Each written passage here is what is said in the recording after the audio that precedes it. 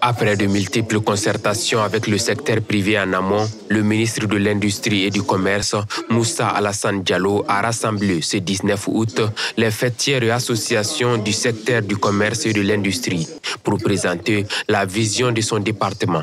Après avoir posé les problématiques, il a tenu à énumérer quelques pistes de solutions pour améliorer le climat des affaires. Face aux problèmes structurels de pénurie des denrées de première nécessité sur le marché, en lieu et place des réponses conjoncturelles et actuellement axées sur l'importation et les exonérations, il s'agira pour nous d'apporter des réponses structurelles qui seront de nature à couvrir les déficits par la production nationale, d'où la mise en œuvre des programmes d'aménagement agricole des terres et de mise à niveau de l'outil industriel. Et c'est pourquoi, à partir de septembre, je l'ai dit aux commerçants détaillants et les commerçants importateurs, que nous allons préparer l'approvisionnement du pays en denrées de première nécessité pour les 3 prochains mois jusqu'au 31 décembre 2023. Et à partir de 2023, on va préparer l'approvisionnement du Mali jusqu'au 30 juin 2024.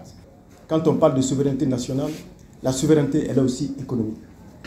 Donc la satisfaction de la demande nationale par la production nationale va être la pièce angulaire de notre stratégie. Des réformes structurelles seront menées notamment au niveau du statut juridique pour le secteur informel, la lutte contre la fraude, un cadre permanent de concertation entre le secteur privé et public sera assuré.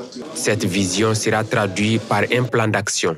Nous soutenons nos entreprises, nous donnons la préférence nationale.